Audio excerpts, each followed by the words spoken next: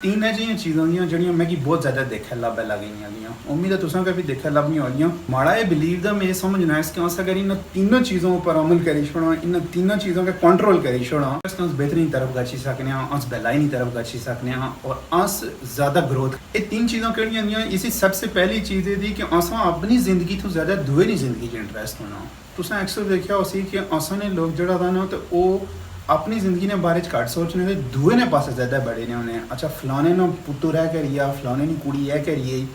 फलाना इतने नंबर ही नहीं आ, फलाना इतना ही आ, फलाना है खाइया, फलाने है नौकरी लभिए, फलाना है कपड़ा लाइया, फलाने का रिश्ता फलाने को नहीं होइया। अच्छा फलाने की नूह है करिए, फलाने की सस है करिए। मैं तो असा अपनी टेंशन इतनी नहीं होनी, लेकिन अस लोगों की टेंशन बहुत वारी नहीं होनी। अस ये सोचना होना कि वो पता नहीं कि करिया, हालांकि असा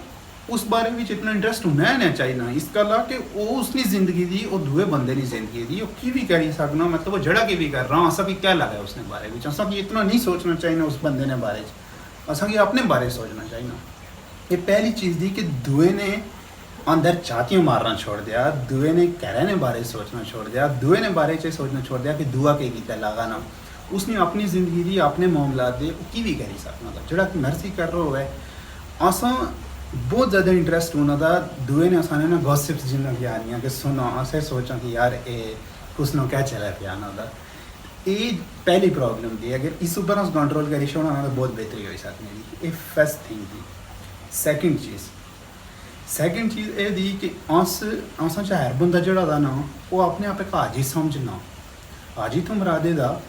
मैं तुसेंगी दस्सना कि हर बंदा जदों दूए बंदे कन्नै गल कर रहा हूँ, स्पैशली सोशल मीडिया पर फेसबुक पर मिगी ये चीज़ जो ना बहुत इरीटेट भी कर रही है और मैं बहुत देखा लभी हो। अच्छा जड़ा बंदा भी फेसबुक पर गसी ना तो वो गची तो अपने आप है कि इतना तगड़ा मुसलमान और दुए की पक्का ठप्पा काफरे ना लाई ना उत्ते लिखा पे जाने, मतलब इं लिखना शुरू कर रहे हैं ना कि शायद इन्हों तो बड़ा आलिम स्कॉलर और इन्हों तो बड़ा मुफ्ती है कोई ना। मैं हमेशा ये गल पाना होना इसके काइंडली मेहरबानी ये करा कि एक बंदा पूरी रात नवियाँ वीडियो देखी तो सुबह उठी अगर वो किसी कुड़ी नहीं तस्वीर देखी छोड़ा फेसबुक पर जिस बेचारी अगर सिर्फ खाली छिपरा ना तड़िया ना हो शायद तो उत्ते बुन पूरा लिख सी कि तू जन्मी दी है तो तू ये तरबियत है नहीं है तो वो नहीं है तो दुए के काफुर तो अपने आप है मुसलमान तो ये जरा हमें ना इसके जिसका मजहबी तौर पर आने है ना फिरका वारी ये चीज़ है। तू सुन्नी दी तो मैं शिया देश तो तू काफुर दी तो मैं पता नहीं कि इसमें राजा देश तो तू सौदन दी तो मैं सैयद देश तो तू पता नहीं दुआ दी तो त्रिया दी। मतलब ये चीज़ें अगर अस थोड़ियां छोड़ दियाँ ना अस ये सोचो कि यार साढ़े अपने के हालात थे। मतलब मैं तुसेंगी दस्सां ना कि इंसान नी असल तो वो होना जो तनहाई बिच होना था ना। तुस अपने आप सोचा कि तनहाई च अस केह् लगे ने होने सारे और अस जदों कच्छ दुए बंदे ने बारे कमेंट्स पास करना शुरू कर रहे हो ना तो अस भुल्ली जाने कि अस आपे किस मानी दी। इस गल्ला बराए मेहरबानी में ए तवाइबोन ऐसा है कि बड़ी इंपॉर्टेंट चीज़ दी है, इसकी लाइट ना ही है। इस गल्ला इंपॉर्टेंट दी कि जदों भी कुछ दुए बंदे की देखो ना तो उसकी जज करना छोड़ दिया, उसका ये सोचना छोड़ दिया कि भैया तू काफुर दी, तू फारूक होगी, तू सीधा गाना जानना भी मैं जैसा जानती पक्का, मतलब ये गारंटी ये माड़ी। ये अच्छी है दुई चीज़, ये दुई बहुत इंपॉर्टेंट चीज़ थी जिसने बारे तुसें सोचना और मैं भी सोचना। त्री चीज़ मुफ्तखोर।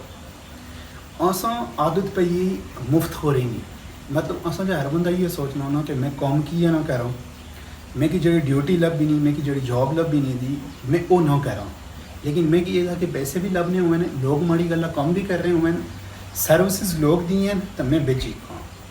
ये जो ट्रेंड का ये जो कल्चर का ना ये असा चाहे सीधा हो जाए ना ये ठीक हो जाए तो बहुत सारी प्रॉब्लम्स आप सॉल्व हो जाए।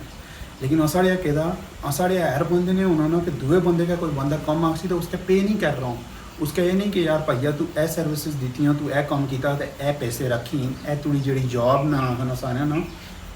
कि दिया का ए रखी छोड़ नहीं। साढ़े ये ना कि अगर कोई इवन किसी ने मातहत भी ना तो वो सारा दबी उसको कम कढ़ाया लगे। हालांकि ये तरीक़ेकार नहीं है, तरीक़ेकार यह कि माड़ा एक दोस्त था आस्ट्रेलिया उसने जी मिनी जगह से उसका है कि माड़े कोई फोटो काढ़ी छोड़ प्रोफेशनल फोटोग्राफर ही था तो उसको फ़ोटो काढ़े उसने 4-5 और उसकी मुड़ी मतलब एडिट वगैरह करी दी थी और मुड़ी उसको पूछने लगी कि जरा मतलब कितने पैसे हुए उन्हें है नहीं जी इसी कि पैसे ने मैं तो उसको काम कर रहा है इसलिए कोई बहुत बड़ी डील नहीं है, ये कोई निकी गल दी तो नहीं मसला इन्ना पैसे शैसे ना मैं नहीं चाहने पैसे, मतलब उन्हें बड़ी जिद की थी उस लेकिन उन्हें जरा तो पैसे नहीं होंगे। अब हुआ ये कि बहुत जिद ने बावजूद ही जदों उस पैसे ने इंग्लिश तो दूए दिन जदों उसने मैनेजर आई तो वो उसके नाइकी ने $300 ने मतलब बूट ही नहीं आई उठी उसके आनी शूज़ दी थी उन $300 ने नाइकी ने वो हैरान हो यार ये रही कि चेक होगा उन्हें है कि नहीं तू सर्विसेज देती हैं तू मेहनत की दी तू काम किया दा माड़ा ये पैसे का थोड़ा हक दा साढ़े मुफ्त खोरी है साढ़े तुसा कोई बंदा कौम आसी ना तो आसी जी आई कैन नॉट पे मैं कोई पैसे शैसे नहीं तो कौम करी दे छोड़ ये त्रै चीज़ां अगर सीधियां करी छोड़ा ना तो बहुत सारे प्रॉब्लम्स को सॉल्व हो जाते